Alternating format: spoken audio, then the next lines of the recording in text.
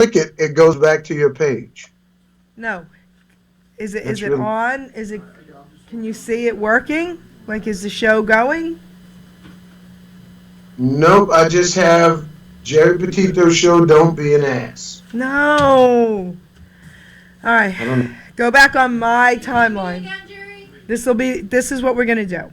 You're gonna go back on my timeline because you saw it before. We're gonna let you watch it from my timeline, okay? Um. Okay. Geri, remember? From yours, you go back to your page and then go at the top search. Okay. Okay. Let me Oh, let's see. try that.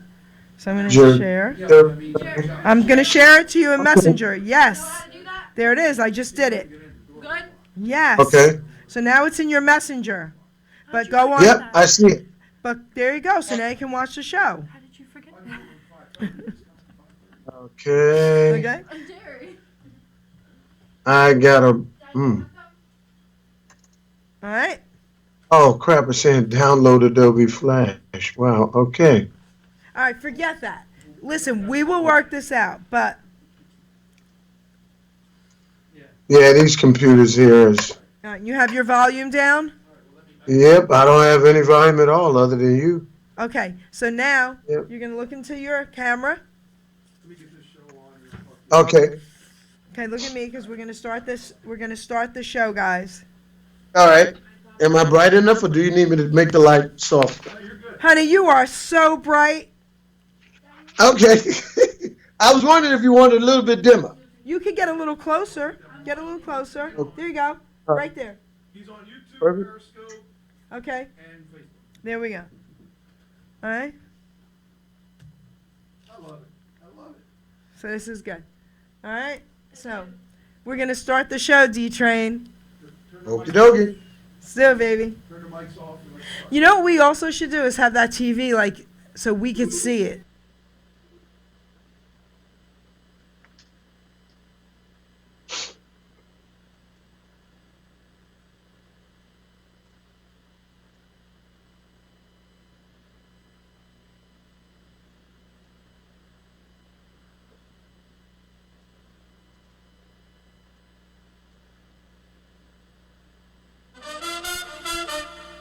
Ladies and gentlemen, Geri Petito.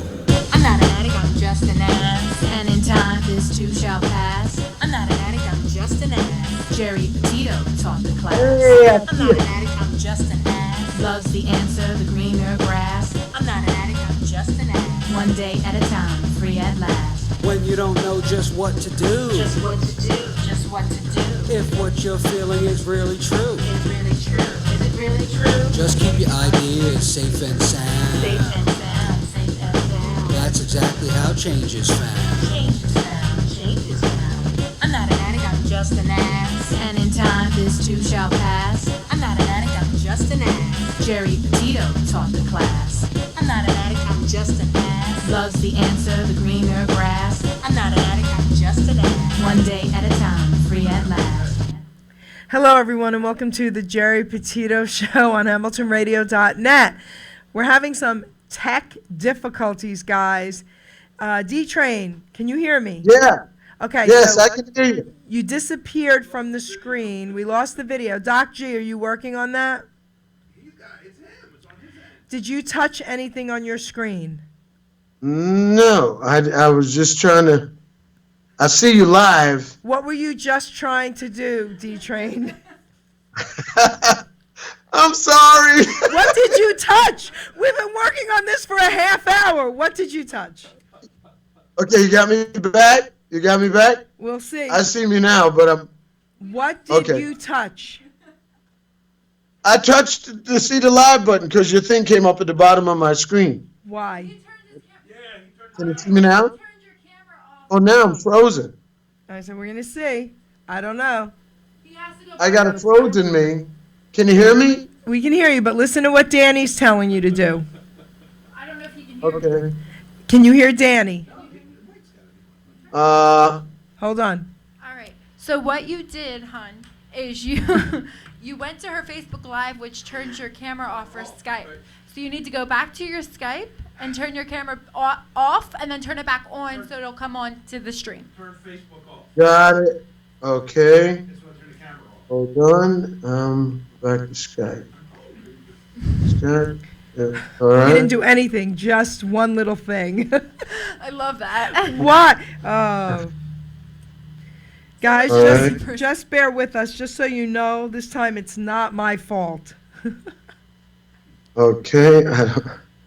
Oh boy, Skype. Huh. He is so funny, isn't he, Maggie? Yes, he is. Lisa Okay. Sachs, oi, I love that. Gosh. Lisa, we've been dealing with this for a half hour, had it perfect. He decided to press a button. Okay. All audio's going this picture. Can you hear me? Turn your camera back on. I don't know. Okay, my camera. God, I wish I was good at this stuff. You did fine before. I know. Just turn Facebook back off. Turn the whole thing off. Turn the Facebook Yeah, on. because it took your camera. No, if you- turn Facebook off. You have Facebook on still. Oh, turn Facebook off. Okay. Wow, this is. This We is gotta great, have a guys. conversation. You're getting a little glimpse of what really goes on in this studio behind the scenes, everybody. Okay? I'm just gonna relax and have a sip of my apple cider vinegar. How you doing? How you doing? Okay, Ruben. If anybody Turn told your me, camera on yet? if anybody told me 20 years ago, or 30 years ago, when I was dancing to this guy's music, that I'd be interviewing him and this would be going on live, I wouldn't have believed it. Holy crap. You. Okay, you. It's me. Call started. Train, we had you perfectly. Where are you? He's the ghost train. I told you you're the ghost train today. I am the ghost train, the train that is ghost. Oh my God, what did I do? Yeah, I think what you're going to have to do is shut your Facebook off and Okay. turn your Skype off and restart and then call again. All right, you do that, and I will talk about you a little bit while you're All doing right. that, okay? So All do right, that baby. now. So everybody out there. So what's Okay. so amazing about tonight's show is because we have a legend, D-Train, okay, from the 80s. Oy vey, Lisa, oy vey. Yes, Sharon, he's going to be restarting this, okay? We had it perfectly. So what's happening now is we're going to wait for him, which is awesome. We're fine with that. The guy is unbelievable. I'm having a problem too. You know, I'm going to try and go back on this thing here. We're having some tech issues in this studio tonight. And it's not the studio. It's us. Technology. Technology. And I wrote a really cool poem about D-Train as well, of course. You know, my poems are amazing, right? They're amazing. So let's see what's happening here. Hoping this will work. We're waiting for him to call back. He's going to be calling back in, guys, okay? I hope so. Should I call, you know what, maybe I should call his house phone?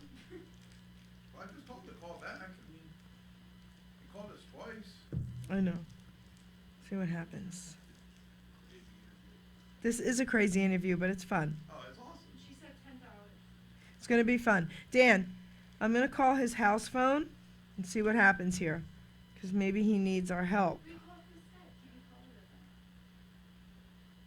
He might need our help.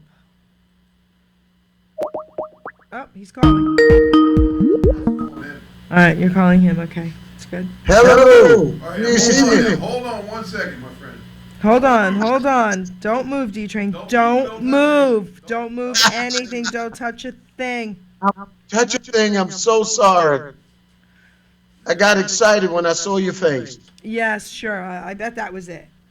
No, I saw you live sitting at a table in front of your sign. Move your camera up a little bit for your head. Can't see your head.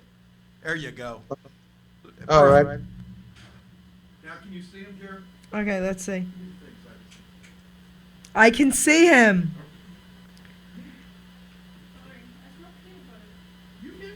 D-Train, I can see you, sweetheart. Do me a favor. Don't move. I can't hear him, though. Uh-oh. Oh, I can hear you. So, D-Train, listen. Don't move the camera. Don't move anything. You move yourself. Just move yourself lower or or back a little so we can see your face a little bit better. Because your top of your head is, there you go. Perfect.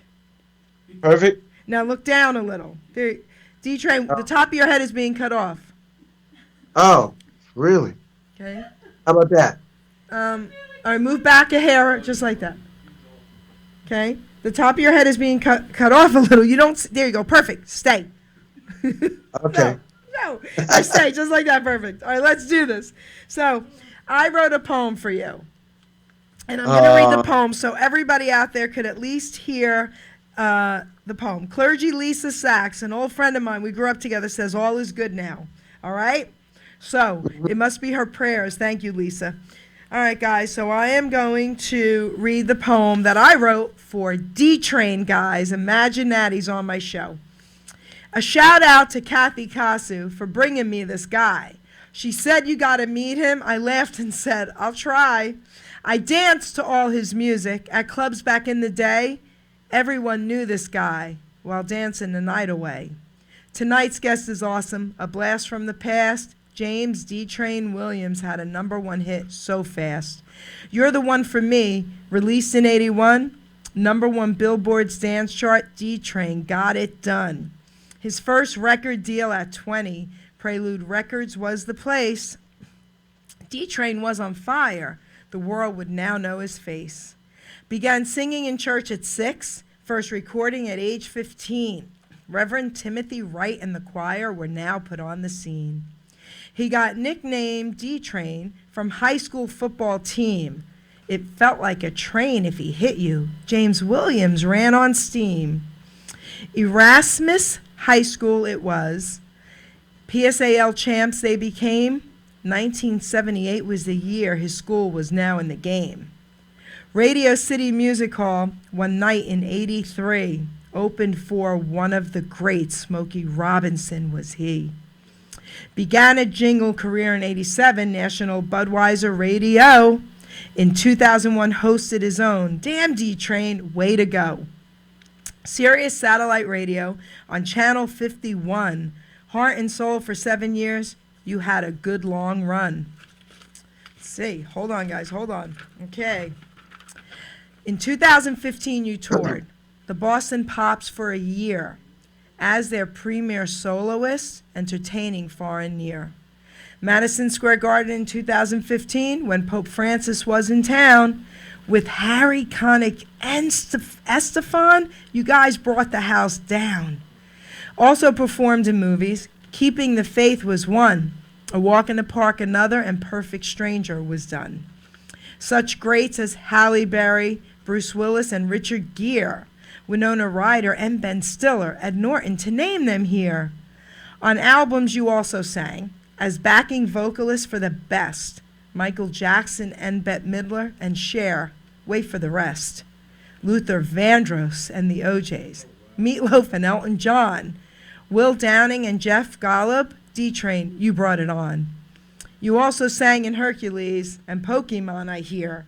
I'm sure some other movies, what a ride you had out there. As backing vocalist, you sang from 2012 to 14. The Kennedy Center Honors for 2 years was your scene.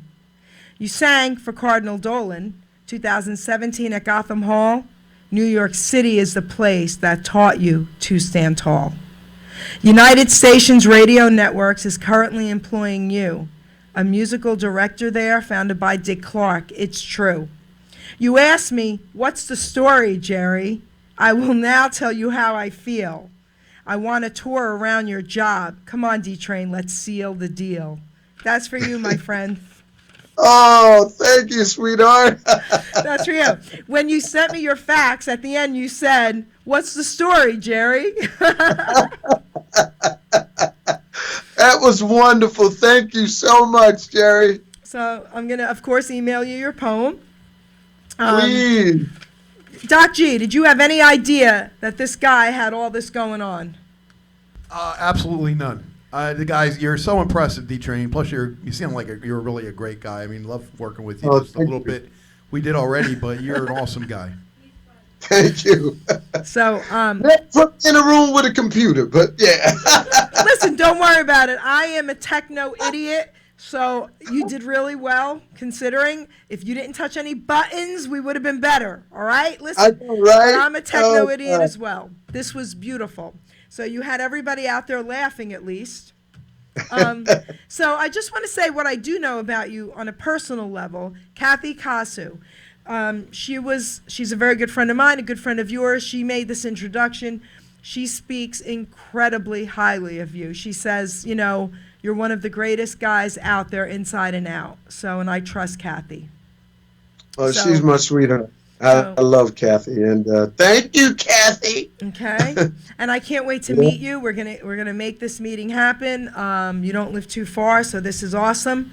So, Doc G, before I start talking to him, do you have any questions for this legend? Oh, boy. I know, right? I wish I came prepared. D-Train, I just an amazing list of celebrities you've been with. That's crazy. I mean, did you reach all your aspirations, or did you want to get to a certain person that you never got to, or play with a certain person you never got to? Could you let us know that? Well, what's interesting was that my stint with the Boston Pops came about by Prince dying. And before Prince died, his keyboard player called me on his last performance on the George Lopez show, which was going off the air, Lopez at Night. And I get a phone call, and he says, "Hey, D-Train, how you doing? My name is," I forgot his keyboard player's name, but he called me and he says, "Listen," he says, "Prince wants your blessing." And I was like, "Prince who? Prince Marky D?" He says, No, D-Train. Prince wants your Prince. blessing. And I was like, "Oh, that Prince. Well, you tell him he got it." I said, and here's Hubert's number. And I gave my partner Hubert's number, and he called up Hubert also and got Hubert's blessing to perform "You're the One for Me" on Lopez at Night. And then when he died, YouTube released all of his live videos. And I had discovered that Prince had been opening most of his shows with "You're the One for Me" since 2006. No, that's beautiful. What an honor is that, right? So I felt like our paths were heading for each other. And then when I got the call from the Boston Pops in 2015 to tour with them, they wanted me to sing none other than "Purple Rain." No. Yeah, you can find it somewhere on YouTube, little snippets from people's cell phone. I'm going to But check that out. yeah, I was singing "Purple Rain" with them and Chuck Berry. You know. That's beautiful. So I was really impressed with all your facts with all these famous people. I got to tell you. You know, I remember dancing to your music in the clubs. I mean, you know, that was just like amazing back then. You know, a lot of people don't know this, but right here in Mercer County, New Jersey, back in the 80s, we had 3 clubs. We had the Granada. That was a Sunday and Wednesday night ordeal. We had Brothers every Saturday night. And then we had, Heaven's Lounge in East Windsor on Route 130 in the bowling alley. And Chubby Checker did a benefit there in the 80s, and he came out in the audience and got me, brought me up on the stage, and I did the twist with him. It was really cool back in the day, all that great stuff that was going on in Mercer County. Wow. So, and your music was played constantly, you know. Oh, wow. Yep. When I talked to you on the phone, you know, it took my breath away a little bit there. But you know what? It's like our music went out far and wide, and we didn't have any clue as to how far and wide it went until we went to London for the first time. And Hubert and I are probably the only American group to do Top of the Pops 4 times and Soul Train 5 times in 2 different countries. Wow, that's impressive. 4 times with Don Cornelius, and the last time we did it with Don Cornelius, that was when he had Shamar Moore who was getting ready to take over for hosting duties at Soul Train. And then they flew me to London to do Soul Train with Jeffrey Daniels, because Don Cornelius was trying to expand his brand across the water. You know, we didn't put the phone number up. We normally do. Doc G, put the phone number up. Guys, if anybody wants to call in, you are welcome to do that and ask D-Train any questions you want. We're going to post the phone number up there because, I mean, I'm sure there are people out there that would love to just talk to you and even say hello. Even if you don't have any questions, guys, if you just want to say hello and tell him how much you enjoyed his music, we are all about that. So, D-Train. Mm-hmm. The one problem that we really can't play your music because we're worried about it, you know, being taken down. We have issues with that, and unfortunately, but Doc G, if he sang a couple notes, He's good. He can do that. all right, I would love it if you could serenade me, guys. This is for me. Everybody out there, this is for me. No, this is for all of us. Listen, if you could serenade me with a few lines of your song. Okay, which song? Surprise me. If I told you that I loved you, would you turn and walk away? Could these words be too serious to bear? If I dare say what's in my heart. We both said let's not get heavy. Let's play the game of kiss don't tell. Guys, But how was I to know that love was concentrating on me? Oh, deep in love I fell. You're the reason that my love's alive. You're my day and you're my night. You're my guiding light. Oh, you're the reason there's a bright sunshine for the rest of my life.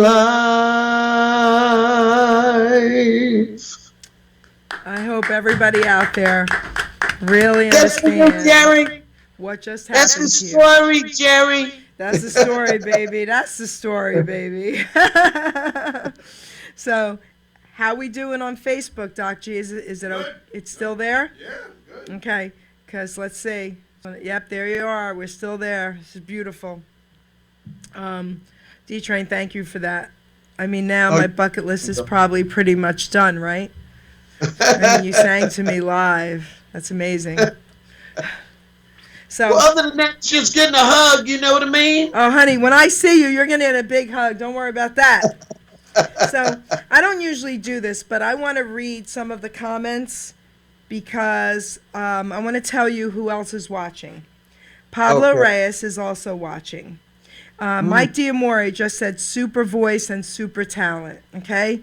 Michael Diamore, if you have a minute and you want to call in and say hey to D-Train, please do that, my love. 609-807-2492, okay, guys? Michael Diamore, he would love to hear from you, and maybe you could sing a couple lines. I'm just saying, baby, I'm just saying.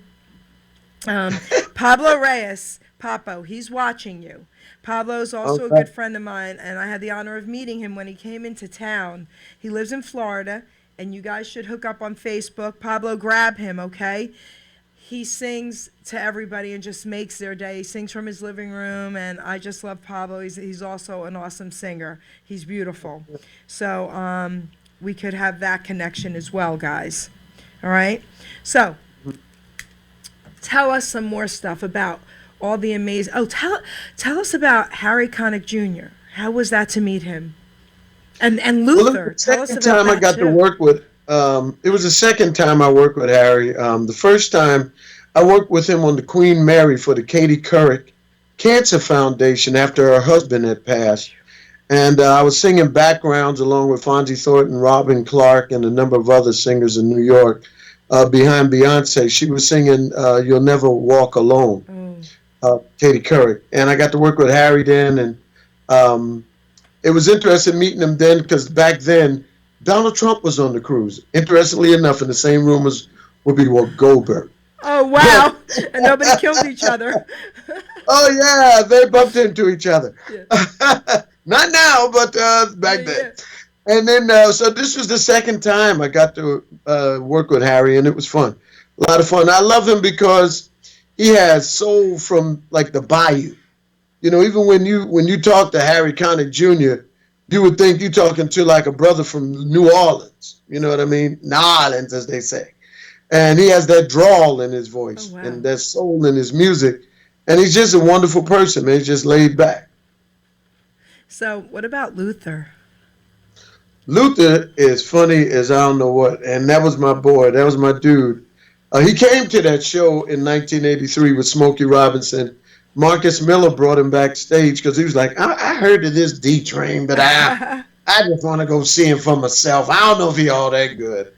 And he snuck it through the back door.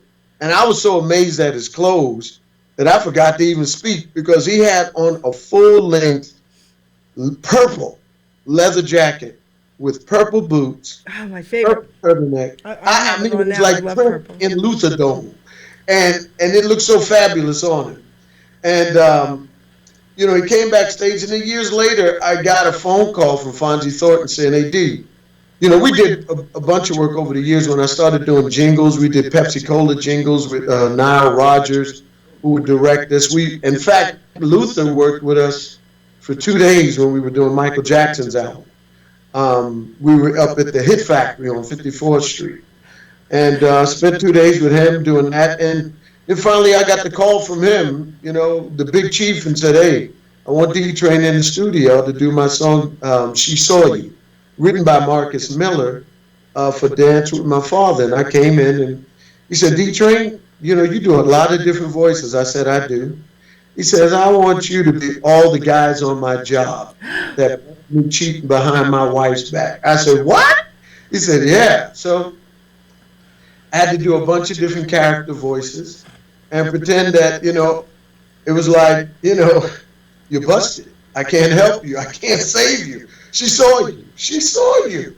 You know, and there's a bunch of different guys saying, oh, man, she saw you. You busted. You busted. So when you hear the song, you hear like 15 to 20 different D Trains doing your busted. But it was nice. And it was wonderful working in the studio with Luther because he was a perfectionist, and I miss him deeply. I miss him Yeah. deeply. Sure. I think the world does. The world Yeah. does. You know. I was on the air broadcasting in New Orleans, and I had Jeffrey Osborne, and I had just finished interviewing Jeffrey Osborne on the air for Sirius Satellite Radio when B.J. Stone got the call, and I went down in the courtyard to greet the guests that had come to the W Hotel in the French Quarter. And I turned around, and B.J. Stone, who was the program director of Heart and Soul and the director of the R&B radio format at Sirius Radio, he was crying like a 12-year-old kid, like somebody punched him in the face. Tanya Simpson from Kiss FM and WBLS fame, she's standing there crying. They were fanning her. They had to sit her in the chair, and I was like, what was going on? And I turned around, and he said, Fonzie just called in, and Luther just died. And we got back to New York, excuse me, and we went to his memorial service and talked to his mother and his nieces, because Luther was taking care of his sister's children. Okay. You know, Pat, she had 2 daughters, and he was taking care of them when they passed. And he was the last child that his mother had. Both of his sisters had died in previous years, along with his father, of course, who he writes Dance with My Father about, and he was the last child. So his mother lived, I think, another 3 or 4 years because we did a benefit and a show for her with Dionne Warwick, myself, Sissy Houston, and the original Luther Vandross band in Pennsylvania. And it was really nice. So, you do voices? Oh, yeah, I do a bunch of character voices. Like, you know what I mean? Sometimes I just stand into this British guy, and, you know, sometimes people just get on my nerves, you know what I mean? Sometimes I don't know how to say what I really want to say. But what I really want to say is thank you very much for having me on the show. You know what I mean? Thank you. Do more. Well, sister man, you know, brother don't like people when they call him and they tell him, yo man, what's the problem? I'm Rasputin, you're from Brooklyn. What up, brother? I, And the funniest thing is I could sing the Korean national anthem in Korean.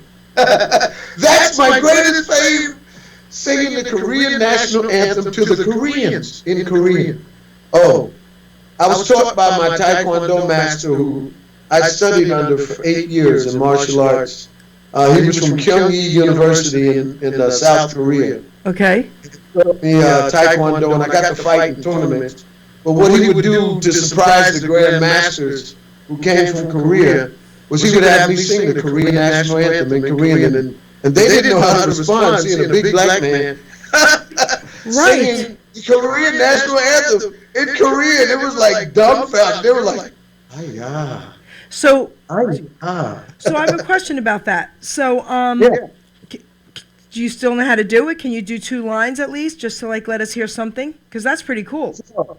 Donghe malgwa tu sami madugo choro te asaram te unro uri naramanase mulungwa samri chalri kwario kom song Te asaram te haunu uri naraman hase. That's so cool. That's so cool. We got to get this video to Korea now, Doc G. We got to get this video to. Well, you know what, we Geraldine? gotta, I'm like, working really on a make sure it project. does. So Pablo Reyes has a message for you. Sure. He said, Luther, to tell you that Luther is the man with the most incredible romantic voice. So the question for you is, was that true? Did he ever sing romantically to you? I'm curious. Luther did have the best romantic voice, but you know, Geraldine, I came up in a time where you had singers like Teddy Pendergrass, Oh, yeah. Bryson. Luther was the greatest romantic voice of his time. Before him, we had Jackie Wilson. We had I love Jackie Wilson. and we had Sam Cooke, and you know Johnny Taylor and Bobby Womack. So I have a plethora of people to choose from for romance. Jeffrey Osborne, you know, from LTD, Maurice White, Earth, Wind and Fire. So was he the greatest romantic voice of his time and his generation, and for every generation after that? Yes. Okay. All right, so my opinion is he was the second greatest. The first greatest was Elvis. Just saying. Pablo, shame on you. No. So. Love me tender, love me true, never let me go. Oh, my darling, I love you, and I always will. Beautiful. That's my best Elvis I can give you, Beautiful. girl. If everyone's wondering why sometimes I look to my right or to your left, it's because our screen is over there. So I want to look at his face when he's singing and talking, and then I'm looking into the camera as well. So that's why, guys, okay? My favorite Elvis movie was the one he did with the nuns. I can't remember the name Change of it. of Habit. Yep, I Mary love that Tyler movie. Moore. Yep, that was a good movie. So I heard something about that movie recently. I'm surprised you just mentioned that because I was listening to Sirius Elvis and they were just talking about it about a week ago, and it's something I didn't know. So the majority of Elvis movies, like with Aunt Margaret and everybody, they all hung out and a lot of them dated, I guess, and became close. Him and Mary Tyler Moore just had a business relationship, period. They weren't even really friends. Not that they didn't like each other, but she would as soon as the scene was over and they had some time, she would go into her dressing room and he would go into his, and that would be about it. So I didn't really know that. I mean, that's crazy to me. Well, you know what? I think it was professionalism, and I think it was respect. No, 'Cause with Mary- Elvis, no, honey. No, but you know what? Everybody fawned over Elvis. Phew. Mary Tyler Moore probably didn't, and she was at the core of her being. Mary Tyler Moore was a lady, No, I know. and she was. A lot of women, I mean, Hollywood being what it is, 10% of this, 80% of that, and me, going out there a couple of times and seeing part of that. I don't think Mary Tyler Moore wanted to get involved. It's just like people who do movies like a Jodie Foster, Okay. comes across as very businesslike and straight on scene. She's like not one of those people that's going to be hanging out with you at the party after party. She's kind of that person that has her own friends and she'll go hang out with her own friends and family. You know what's funny? I want to say something to you, but then I got to tell you, someone wants me to give you a message. But she was also playing a nun in that movie, so that would have been a little weird, huh? If she kind of like flirted with him in between. Yeah, you don't want to mess with the Catholic Church, baby. Okay, baby. So, Huni Bakatoon, the Magic Man, okay, on Beverly Nation, O-N-E. He's on, and he wants me to tell you, D-Train, that the Magic Man loves your music. Thank you so much, If Magic you Man. have a second, call in 609-807-2492. We would love to hear from you, Hunibach. I love you.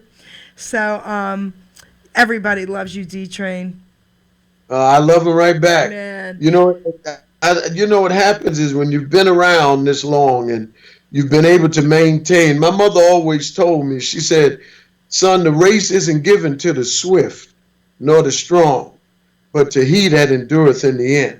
I love And it. if you stand this battle of people that come in and out of your life, because as a musician, your life is like a revolving door in a department store. And there's people who's going to come in and they're going to stay for a while, and then they're going to leave. And then there's people who come in and they're going to stay for the rest of your lives. And my mother taught me also, it's not about you. It's not about your ego. Because when you're gone, there's going to be another you. So always be humble, be respectful, treat people the way you want to be treated, love the way you want to be loved unconditionally, and give that out to the world and give your energy out. Because what you have been given comes with great responsibility. That's a gift that, yes, it belongs to you, but you have to share it with the world, and you have to share it with them unconditionally and without ego. Because when you use your ego stands for easing God out. Oh, I love that. We love that. I never heard that before. Doc G, did you ever hear that? I love it too. Did you make that up, or is that out there? No, easing God out. I mean, I learned a lot of things, great things growing up in church. Ronnie Dyson was my choir director. Al Sharpton was my junior church minister. And there was this gentleman named Robert Evans who used to write up the church programs every Sunday morning. And he wrote up a saying that I've never heard said again. He said, at 20, your face is what God made it. At 40, it's what you made it. And at 60, it's what you deserve. Wow. I'm going to probably ask you to remind me about what you just said, because I absolutely love it. I'm a nutritional health coach, and I have a lot of things I like to say to my clients, and I teach a lot of people, mostly women, and there's a reason why. KYW, know your worth. That's my favorite saying, okay? What you just said, everybody out there should really listen to, because what you just said is amazing. And I never heard I thought I've heard a lot, but I'll tell you what, I haven't heard any of what you just said tonight, and I love the ego thing as well. Because, what you've done with your life, I mean, it shows on you that you've given all the glory to God. It shows on you. You don't have an ego. From the first moment that you and I spoke, I knew that. And Right. I just think you're one of the most beautiful people that I've ever encountered, and I just can't wait to meet you. Well, you also, my That's dear. You know what? beautiful. It's not about who we are, because a lot of times it's what we leave behind. Yep. And my dad always said, you only get one chance to make a first impression. And people will sometimes judge you, or you could be having a bad day, Mhm. you know. But working at this place that I work now, it's a comedy station. I've been here for 25 years, musical director for the last 6. But my journey has taken me around the world, and I often tell people who are narrow-minded about God, because I grew up in the Christian faith, and they were always like, if you don't believe Jesus the way we believe Jesus, then you going to hell and you're going to burn. And it wasn't until I went to Tokyo, and I took a 3-hour train ride to Osaka, and there was a Buddha about 30 feet high up off the ground, and it was the biggest Buddha that I had ever seen. It was like 2 or 3 stories tall, and it was sitting in the middle of the woods, but it had all these little shops around it. And I said, wow. I said, was this always like this? They said, no, this was a Buddhist temple. But what happened was, when the Japan was invaded by the Chinese, they burnt the temple to the ground. And then the only thing left standing after all the fire had burned out was a snowstorm. The Buddha was the only thing left standing. Wow. And I went into the back of that Buddha, and I went 2 stories down where the monks used to pray underground. Now that's a deep thing, because when you go into the back of a Buddha underground 2 stories in August in Osaka, Japan, it's hotter than Brooklyn in the summertime, baby. But what I got from that, the spirit that I felt, was what those monks do when they chant Nam Myoho Renge Kyo, or when they're just chanting Om. I understand that Om is the voice that you speak in when you speak to God, sometimes because that's your connection with the Spirit. You know, sometimes we always put too many words to what we have to say. Oh, well, you know, my kids got flunked in school today, and we run on with words that we think are generational, we think are pure, we think God wants to hear. You know, in the Catholic Church, it's Father, forgive me, I've sinned. In Christian churches, Jesus, forgive me, I've sinned. But all you have to do is open up your heart and accept yourself as who you are. Because we all make mistakes. We fall down 11 times, get up 12, that's all. It's not how many times you fall down, it's how many times you get back up and face another day. And the secret in life is not getting from month to month or year to year. It's getting from day to day, minute to minute. And you create your destiny minute to minute. The way you start your day is going to be the way the whole day goes. I promise you to God. If you get up and you watch the news, the first 5 minutes of the news will depress the heck out of you. It'll depress you so bad, you don't even want to eat your breakfast. You be sitting there eating your breakfast, who got killed? Oh my God, and that place is on fire. They got 30 potholes, and traffic is doing what? And traffic does the same thing every morning. It gets crazy. But we sit there to watch it just to make ourselves feel like we're connected to what's going on in the world. And one thing I learned is that the definition of insanity is doing the same thing over and over again and expecting a different result. That's right. That's right. I turn news off.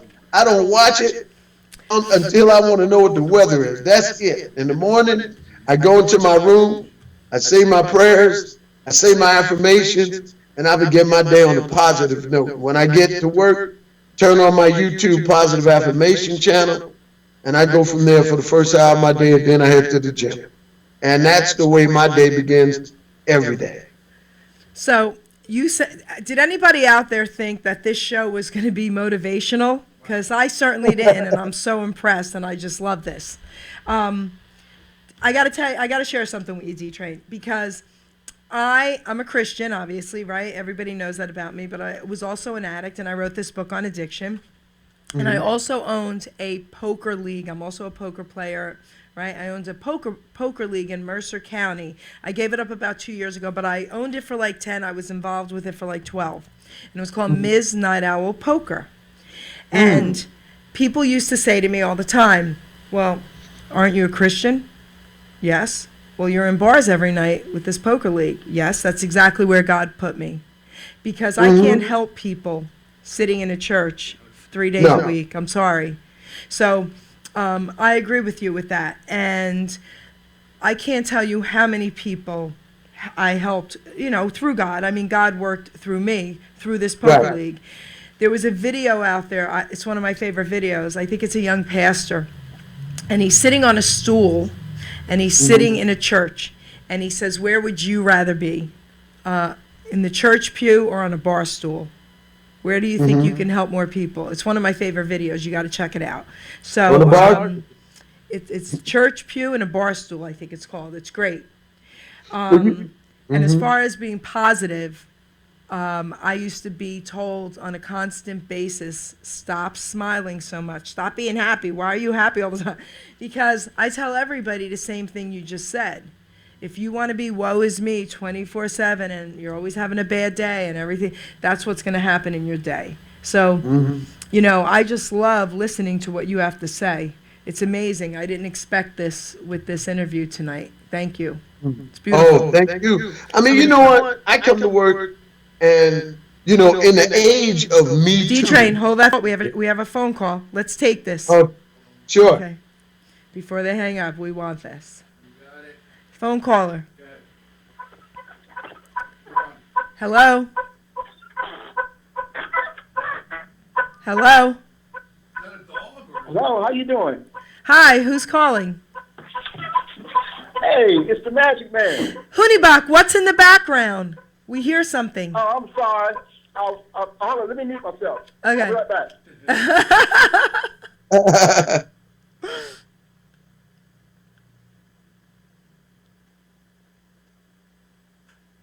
Hunibach will be right back. All right. All right, can you hear me? I'm telling Brother O on you that you had background noise. Shame. Yeah, I know. He's gonna skin me alive. Oh, yes. Anyway, first of all, the Magic Man got nothing but pure divine love and respect for you, Jerry, and all that you do. Again, congratulations. Last night was off the chain. I mean, pretty soon we, as a unit, as a whole, we're gonna be 300,000 plus. So that's showing that we're really doing a remarkable work. Now, for your special guest, as a master sound therapist, a lot of people may not be familiar with that, but they soon will. That's part of my purpose of while I'm here. And no, D-Train, it's not out of ego. It's one of those things that's been placed in my heart and one of those things that I was raised to do by bringing people's attention in the healing effects of music, all kinds of music. Right. And yeah. as a traveling man, just like you, as a traveling man, internationally, I was able to meet and greet with different type of faith and religious backgrounds and stuff like that. But the bottom line is, when people strip the name and people who are sincere devotees, then we're getting back to the purpose, because, as I like to say, and Jerry can be my witness, I normally say all in all, or all praises due to all in all, who's in all, through all, above, and in comparison all. And the titles that human beings have gave God or the Most High is really, really too small, but the bottom line is, it's in place in my mind and my spirit, because that's where the argument starts, So the bottom line, that's besides the point. I am a lover of music, and a lot of the music that you shared with the world, and faithfully, I'm looking for some new stuff. I haven't heard anything from you in a while, but the bottom line is, the things that you made and the music that you gave us is legendary. It's going to be here long after we're gone, just like Geri, Petito's great book is going to be here long after we're gone. And through music and words, it's going to outlast us. But that's one of the greatest gifts, as you were saying, and I couldn't agree with you more, sir. Well, I was going to thank you, Magic Man. I just want to say thank you, my brother. I've had music out. Like last year, I had the single out with DJ Lenny Fontana, called When You Feel What Love Has. If you ever want to check it out, it's on YouTube, the video also, When You Feel What Love Has. And it's almost like what you were just saying, God is love, and people give him so many different names. And the year before that, we had Raise Your Hands Up, which was based off of my old song Music. We did a remix of it, added new lyrics to it. So you can check those both out, Raise Your Hands Up and When You Feel What Love Has. But you know, I like what you say about both you and Jerry, about, you know, God being in bars and everything else. When I left the church, we had to get permission, you know, because to them you were going out in the world. And see, in my case, Ronnie Dyson went out before me. And, you know, Ronnie's case, he did well for a minute, but then he got on the drugs, and the drugs is what took him out. But what happened was, when I left, I went to my pastor and I said, you know, Pops, even in the Bible, Jesus wasn't in the temples. In fact, he was throwing people out of the temple. That's right. Because there were false prophets up in there. And if you look up in the church nowadays, you got enough of them going on in there too. So what happens is, God is where you are because he lives in you. You're an extension of him. You're an extension. You're his instrument in whatever you do. If you got a card game going in a bar, as long as you sitting there, he's there. If you going to a poker table, as long as you sitting there, he's there. God is everywhere you are because you are representative of it. So what I've learned is that, like you, Jerry, I could reach more people standing on a stage in a club than I ever could standing in a quiet in a pulpit. Absolutely. Because what happens is the regurgitation, I would say, how are you going every Sunday, you singing to the same 35 or 3,500 people that's already saved or already Christians? So you're regurgitating the same message to the same people who done heard it for 25 years. Are they going to get any more saved, or are they going to become a better Christian because you sang it this week, last week, the week before? You may give them motivation, you may give them inspiration, but what I've seen is that those same people will walk outside the doors of that church and won't give nobody a dime that walks up to them and says, hey, can you help me? That's right. And so what happens is, it's not what you place in their hand, it's what you place in their heart. And if it ain't in their heart in the building, it ain't going to be inside their heart outside the building. That's beautiful. You're absolutely right. You know, I'm going to tell you two silly stories about my poker league, okay? And, you know, they respected me. These young people, they respected me, and they were wonderful. So if anybody ever used the Lord's name in vain, I would say, hey, you know. If they ever said, Jesus Christ, I would go, hey, and they would go, okay, Jerry, cheese and rice, cheese and rice. So they really did. They were amazing. And I was in Hooters one night with a game. Hooters. You guys know what that is, right? Okay. Oh, yeah, I took my mother there one night, and she was like, James, why is the ladies dressed like that? I said, Mom, I'll explain later.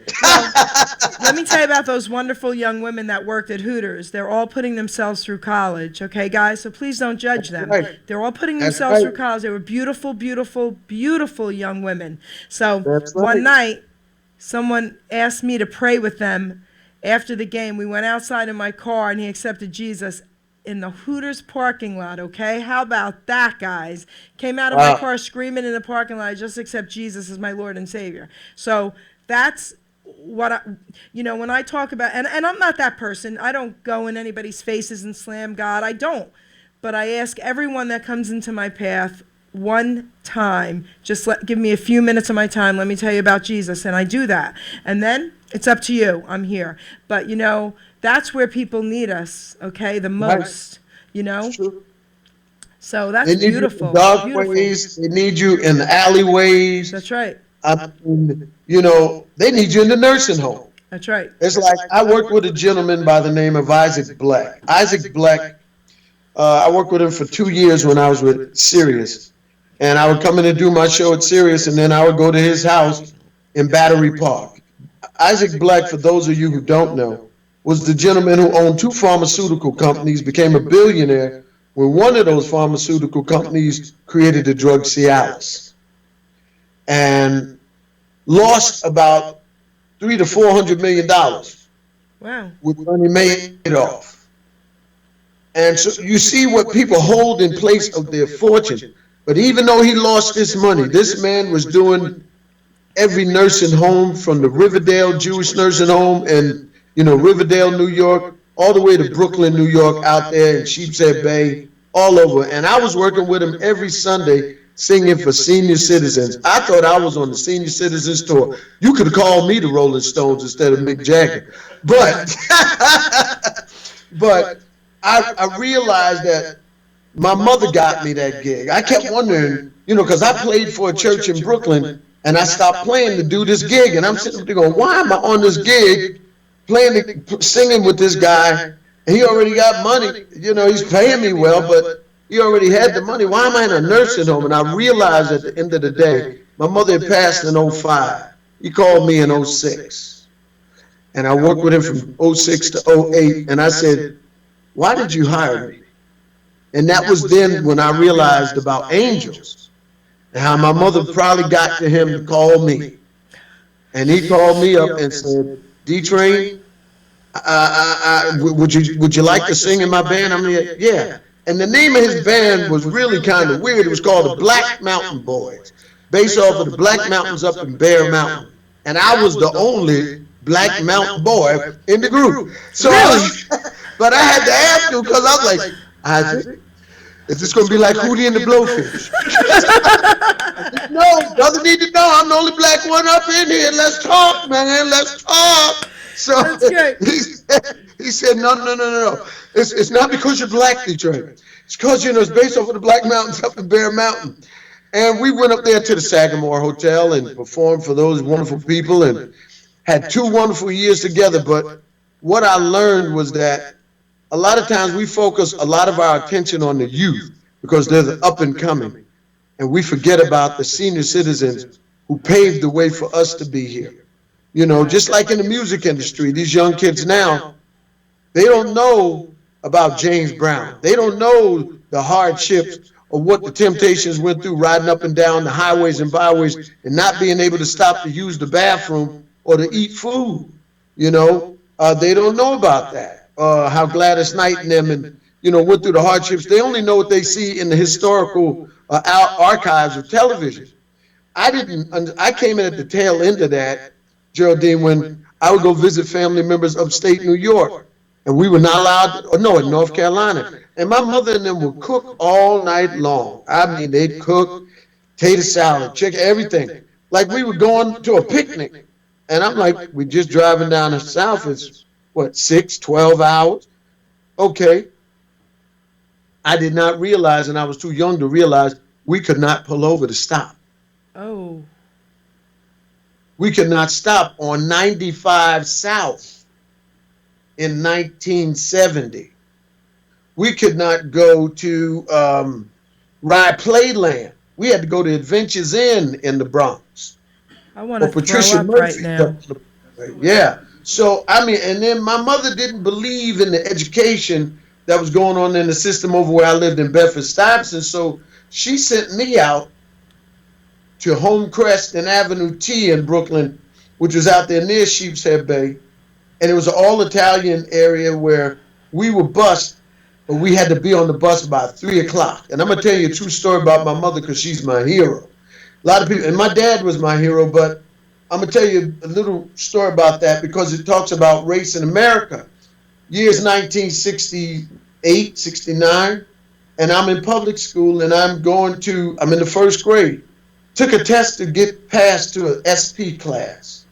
And there's a little white girl named Marianne Giovanni or whatever. And what happened was we both took the same test, got the same score in the 90s. Okay. They promoted Marianne, but they wouldn't promote me. No. So my mother goes, why didn't they promote you? I said, I don't know. So the very next day, Jerry, I hear screaming in the hallway after I got into the classroom. I hear, I want him out of there! And I want him out of there now! And I didn't know it was my mother. It sounded like my mother. My teacher looked at me and she says, James, go over to the cabinet, get your smock, get your apron, get your book bag and your coat. You're going next door. They Okay. sent me to go to the SP class where Mary Ann was. Okay. Because my mom tested that day in school. But here's the moral to the story. 3 o'clock comes. And I'm getting out of school, I'm out of class, and all the black kids had to line up in 2 lines to make sure all of us was accounted for and we wasn't in the neighborhood after 3 o'clock. And we all marched to the bus, and as I'm getting on the bus, I see my mother standing at the gate to the school. Now, my mother didn't have a car, and I'm like, Mommy, what are you doing here? And she looked at me and she smiled and she said, I work here now. They hired me. No, really? No lie, my mother stayed there for the next 27 years. I'm And so. they went, Wow. and they went back, they got her high school diploma because she was from the Deep South. They got her a high school diploma, and she got an associate's degree, became the reading teacher, the hearing aid teacher, a paraprofessional on the bus, and a paraprofessional in the lunchroom. Stayed there for 27 years. The only thing that hurt me was when Cuomo wouldn't sign the bill for the paraprofessionals to receive a pension. No paraprofessional working from 1971 through 82 got a pension. Your mother was amazing. Your mother was amazing. Tell you another story, real quick one. We grew, like the area we were in was a lot of mob bosses. Frank, it was Avenue T and Homecrest. Okay. And occasionally a mob boss would tell his son to come to school and just fight one of us, just beat us up, just spit in our food. I mean, it was 1969. So I remember this kid named John Giordano, and I'm naming names because he's probably here and he may not be here. But John Giordano came to school and his dad told him, he said, hey, my dad told us to beat up all the moolies here. I didn't know what a moolie was, but he said, we told us to beat up all the moolies, Miss Smith. My mother, they hurry up and rush all the white kids off the playground, and only the black kids were left in the yard. We were out at recess. Okay. And it was like a scene from a movie. The principal is in the window screaming, Ella, get the kids out of the yard! And my mother didn't have time enough because these boys turned the corner with 6 bats, chains, and whatever else. And it was like at least 15 deep of them coming around the corner, like the Lords of Flatbush. So my mother, very calmly, stood in the gate and waited for them. Because only the black kids was out in the yard and they huddled in the corner. And my mother stood in the gate and John got to the gate and said, Mr. Smith, you gotta move. My father told me we gotta do this. She said, John, I understand what your father told you to do. But here's how we gonna do this. My mother proceeded to take off her whistle and took off her smock. And she laid it on the fence. And she said, John, with all that I am as a mother and a woman, she said, all these children here in the yard, I don't know who pissed you off and why. But you see that little one over there? He belongs to me. And to get to him, you got to go through me. All of you. So if you're not ready to dance, then step back. I'm waiting, John. What's your decision? Do you know all of them threw down their weapons and went home? I don't know what to say right now. That's what taught me about courage and the fear of God. My mother didn't have fear. She only knew the fear of God. She didn't fear no man whatsoever. And she didn't fear mob. Teachers out there were scared to not pass kids because their daddy was who they were. My mother wasn't afraid of that. And many years later, in 1981, 82, when my record comes out, one of the guys out there, Joey, he goes, James, man, I watch your mother's car. She's all right, Mrs. Smith. We take care of her. Mrs. Smith, we watch her. On my mother's eyes, I promise you, she's good. She's good, Jimmy. I make sure she's good. And his brother went into the family business. He didn't, but they watched out for my mother until she retired and made sure nobody bothered her car, nobody approached her on the street, and she had the favor of God. And see, what happens is when you have the favor of God in your life, and the favor of God in your life doesn't come from what you do in public, because what you do in public is your personality. That's right. You might be that person that smiles in person. You got a lot of people on your job smiling and some of them are pedophiles. You don't know which one is the pedophile, Which one goes home and beats his wife and kids unnecessarily? Personality is what you are when everybody's around. Character is what you are when everybody's gone. Character defines you. Character is the one that sets you straight, because what your character makes you will shine through your personality, and it doesn't change. See, personalities can change, because personalities are like a mountain. They go up and down and up and down, and one day they're happy, next day they're sad. Your character and your spirit, when they're one and they're connected and you're happy inside, every day, that's why you got a smile on your face, Jerry. People don't understand why. Because your character is on point and your spirit is at peace. When your character is on point and your spirit is at peace, and you are one with the universe, or God, or Allah, or whatever you choose to call it, you'll have a good day every day. Even if you got rained on, something got spilled on your dress, you know, you lost a family member, somebody died, your sister broke up with her husband, you still smiling. Nobody understands why.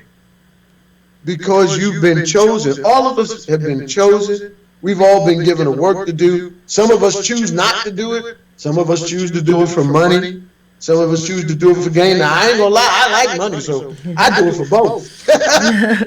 I get you. And for gain, and for peace, though. But I love, when I was younger as D-Train, if I could tell a younger D-Train, I'd say, look, because it was competition back then. We wanted to compete with the time, and Parliament Funkadelic and the Barcades. You wanted to be the best that you could be at your craft. There's nothing wrong with competition. You know, when I was on the football field, I competed. When I was a martial artist, just going to the school and learning how to fight, was not good enough for me. I had to put it into effectual practice. And that's why I began fighting in tournaments. I fought at West Point. I fought at Stanford University. I fought at, Queens College, to find out what my place is in this art that I'm learning against other men who I do not know, who I don't see every week. How would this work in the street? How could I protect my family, or my friends? So I say, like Anthony Robbins, if you got a dream, go for it. Because on the other side, everybody has a dream. Everybody wants the big house or the big car, and then some people don't.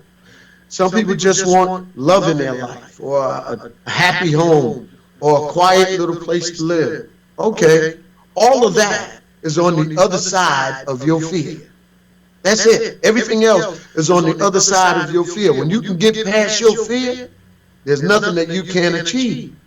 See, my mother always said, you can't go around every situation. You can't go up over it. Some things you can't climb, and some things you won't be able to dig under. You got to go straight through them. You had to become a drug addict. It was in your destiny. Why? Because if it wasn't in your destiny, you wouldn't be who you are now. Absolutely. Amen to that. You wouldn't be who you are now if you were just that good. You might have, had a great life or whatever, but you're a stronger person, a more determined person, and you have wisdom that you can give to somebody else that might be beginning to do what you used to do. So you can say, listen, let me tell you something. That's right. Pull your coattails or something. This is where you're going to end up if you keep on this road. I have to tell you a few comments that are being made for you, because I never thought this show was going to be where it's going today. And I want to just say thank you to God for this, because Michael Diamore says, what an amazing story, and thank you for sharing it. Pablo Reyes says he could listen to D-Train talk all day. Brooklyn is in the house. And then he said, with everything going on in his life and his body, because he's had some health struggles lately, he was in the hospital. Pablo, we love you. He said, you have made him feel so good today, and God bless you. Okay? People are watching, and Greg Rapport says this guy is priceless. So I just want to say to you, D-Train, that you have also blessed me today, because I just thought this was going to be a fun show. I mean, it is fun, but your humor is unbelievable, and I've been talking to you for a while, the last week, but I never expected this today.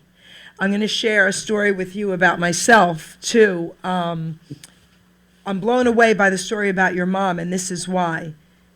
My brother was obese as a child his whole entire life. He was born at 13 pounds, I believe it was. And one of them was supposed to die at birth, and God saved both of them. And so my brother was obese most of his life. We're up to 600 pounds. He's lost like 350 pounds now.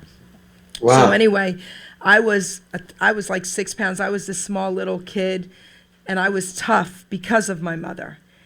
My mother beat up a nun in our Catholic grammar school in New York, and I'm listening to your story, and I'm like, oh my goodness, your mom and my mom would have loved each other. My brother was, it was pouring raining one day, and my mom walked him to school. He was a year and a half older than me, but I would walk on my own 2 blocks, okay? You know, in 4th grade, and he was in 5th, and she would have to walk him with his hand. You know, he was a big baby. And they were a couple minutes late, and my mom is ringing the bell. Well, when the nun opened up the door, she didn't see my mother behind my brother, but she only knew that the fat kid was there. She only opened the door a little bit and tried to pull my brother through the door while he's screaming, crying.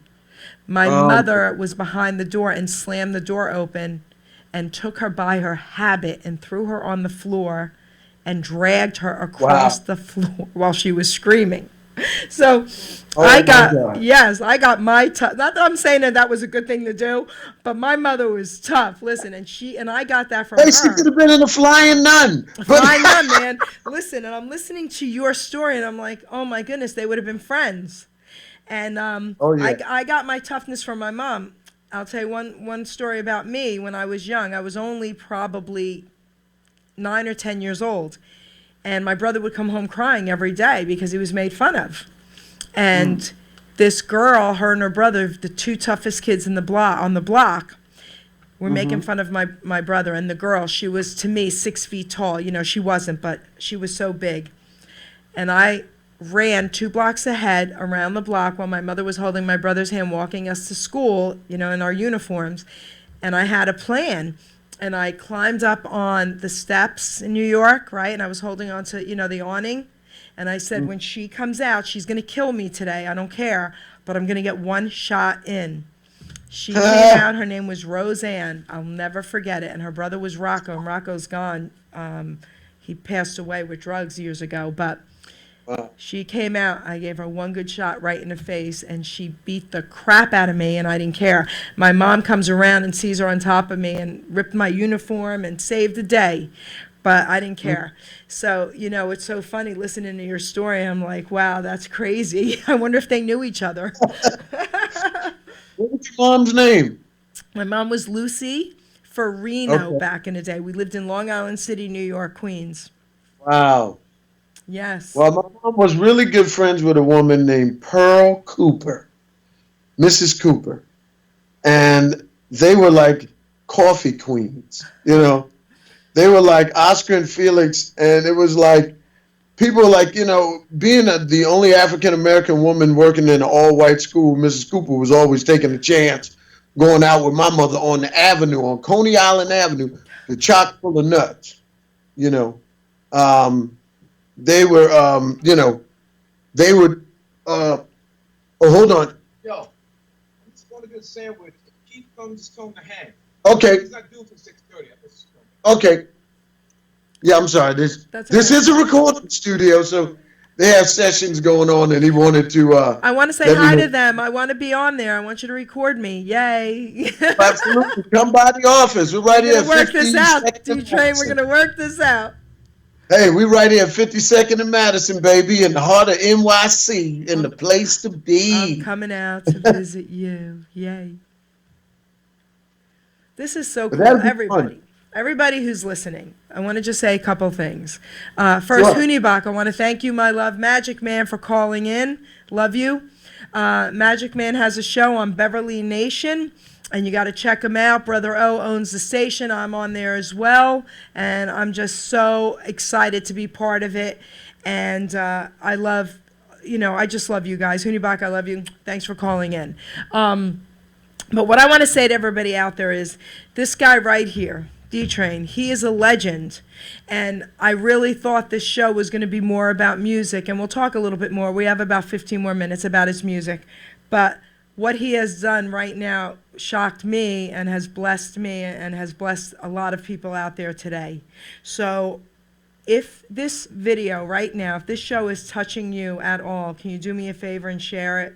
Just share it onto your page for me, please. I would really, really appreciate that, because I have a feeling that this show, really God put this out for more than one reason here tonight, okay? So this show could really help people out there. So please share it for me, okay?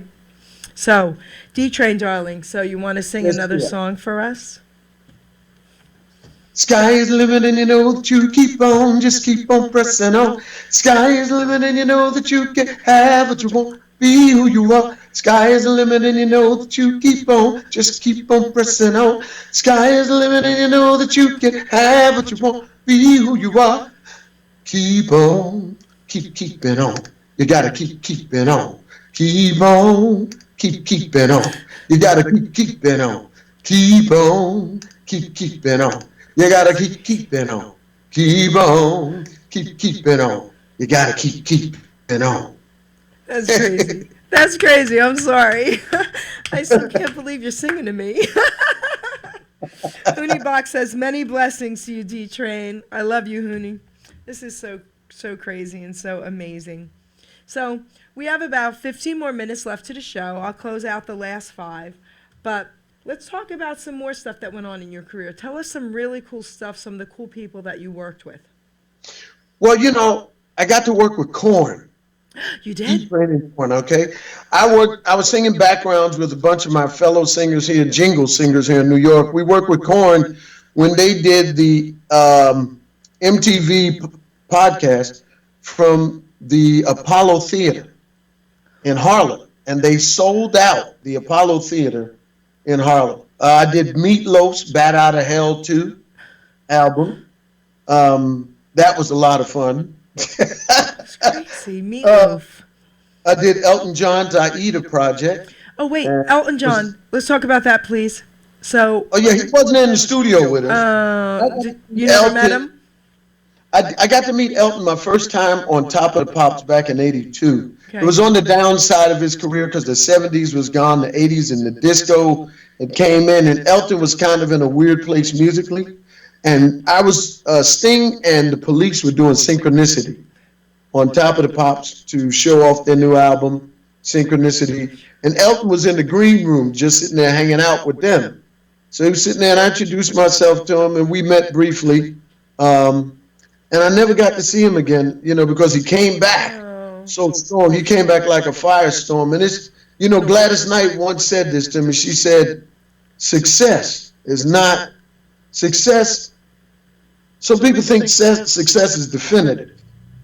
And she said, you never know what success is until you've had it, lost it, and then get it back again.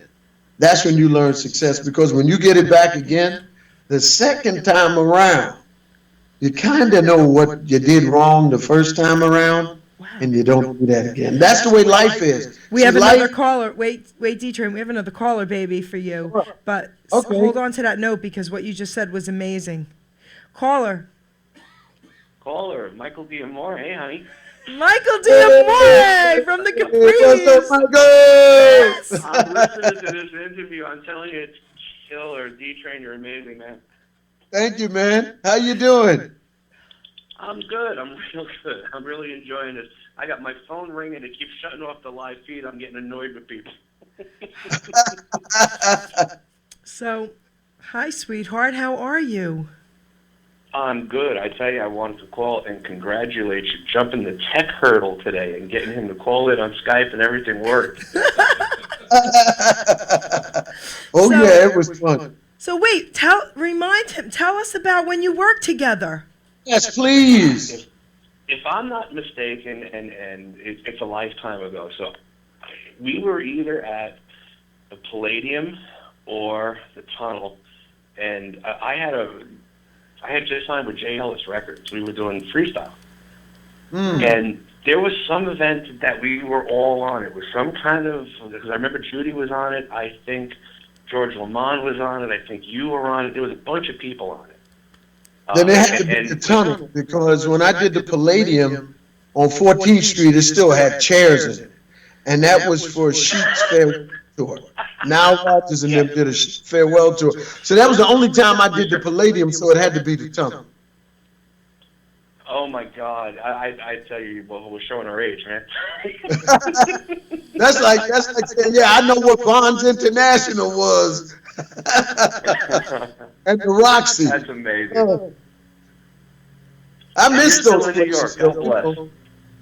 Thank you, man. I miss those places. I mean, when we went out, we had a good time. Friday night, everybody went to a club. Everybody, you know, some people drank, some people did whatever they did. But you came home and you lived. People got drunk, but they went down to the West Village and had blueberry pancakes on Saturday morning or Sunday morning or whatever day they got out of there. Because, you know, Friday, you know how clubs used to be, Michael. You went in on Friday and come out till Sunday or even Monday morning. You're right about that. That's what New York was. Absolutely, and I remember at that time, that was right after the explosions of the roller rinks as well. So people were going to the Roxy and then going to the club afterwards and partying until 4 or 5 o'clock in the morning, and then we were going to breakfast when you were supposed to be eating breakfast.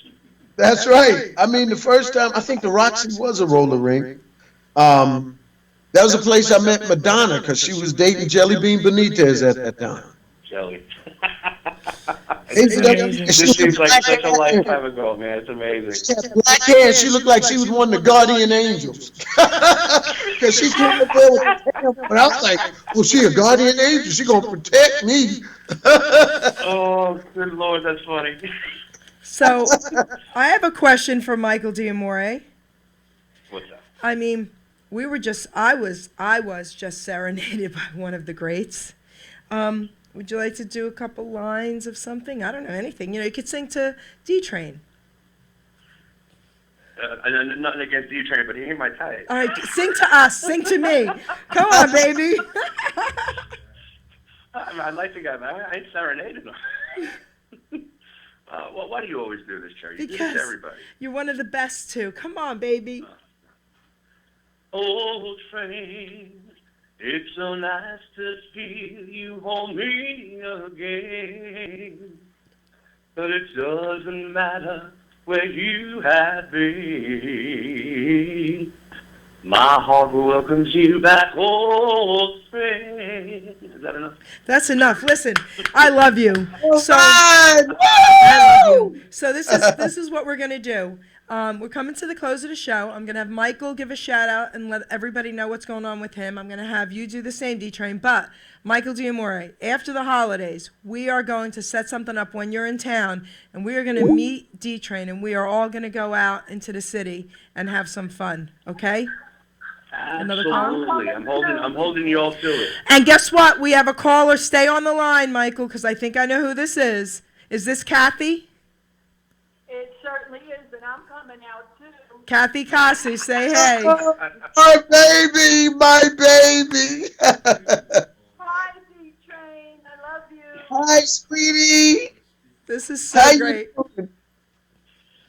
I'm loving this. And by the way, I think I'm the only one on this call right now that ever had a signed Kathy shirt. Don't be telling secrets, Mike. Oh, honey, there's video proof. The cat's out of the bag now, sweetheart. Oh, Man, I'm telling you, when you get things out there, you can't take them back. this is unbelievable. Kathy, I'm going to have you, listen, I'm going to have you tell everybody what's happening with us next year, because Michael's listening. So you tell everybody out there about that first. Okay, well, July 20th, we are doing the show with the fabulous Capri, Donnie Abraham, Frankie Sweet, Tommy Gooch, comedian. July 20th. You tell them the place and the address because, I don't know where the hell it is. Okay. It's in Jersey. So. I'll be there. I don't know where. I knew it. Yes. If I'm going, what? If we're getting paid, we have Make no sure you find idea. your way there. Cedar Gardens in Hamilton, everybody. So that's what we're doing, putting on this amazing show, and I can't wait for that. So. Yes. And tickets will be on sale very soon. That's right. And Michael D'Amore, tell everybody what's happening with you.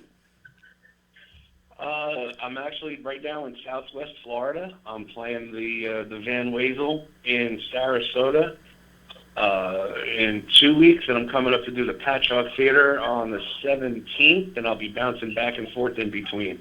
Beautiful. Beautiful.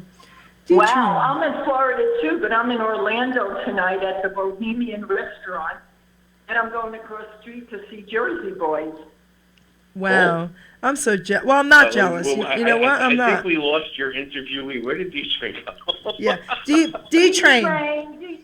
Yeah, I'm still here. So I'm baby, just listening. I'm just D-Train, listening. I want you to tell everyone where they can find you. All right, cut her mic, Gino. Cut her mic. All right, Kathy, I love you. What? Let D-Train talk. Yes, I do. Cut her mic. No. D-Train, tell everybody what's going on with you. I mean, if people can find you, your music, what's going on? Sure. I'm working on a new album that's going to be out in 2019, entitled D-Train, The Other Side of the Tracks. But surprising music because it's not what stereotypically R&B is going to be. Performing on the November 3rd at Lehman College. November 16th, I'll be at Club Paradiso in Amsterdam, Holland. Then after that, I go to Geneva, Switzerland, and then to Germany.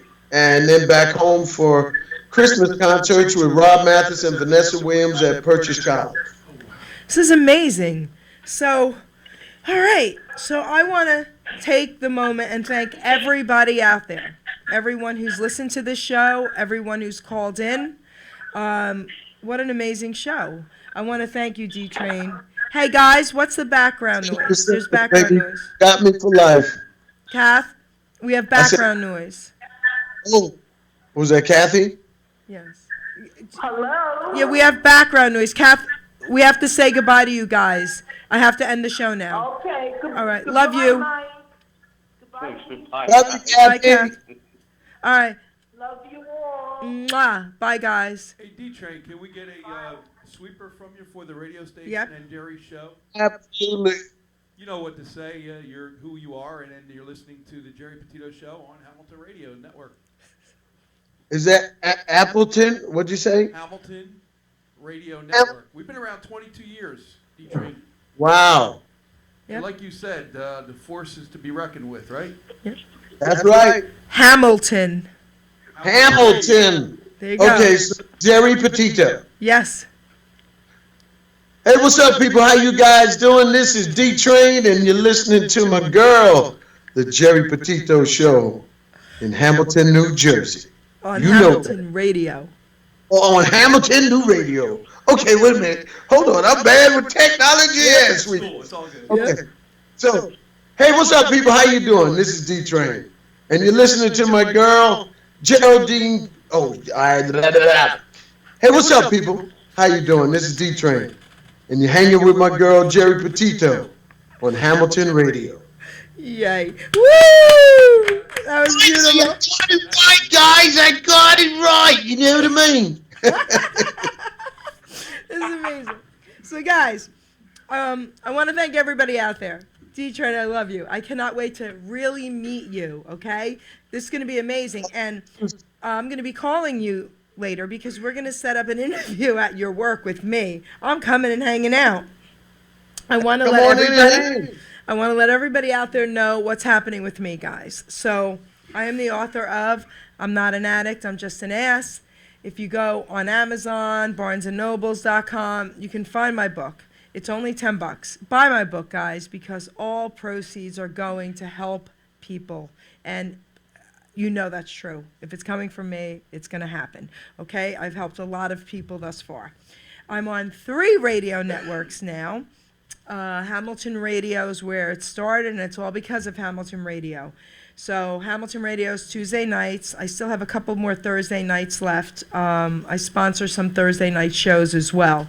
But I'm with PANJ Radio, one Wednesday a month in the afternoon, and I'm with Beverly Nation Talk Shoe Radio every other Monday night.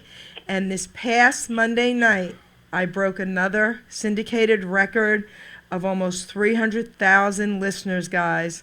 And Hunibah called in to let me know, and that was amazing. So God is good, and I just love what's happening here and what he's allowing me to do. And D-Train, I love you, baby, and thank you Love you for too, man. being my guest. This was amazing. Thank you guys so much for having me. Love you all, and I'll talk to you soon. Okay, ciao. Ciao. Woo. On to the men's room. Bam.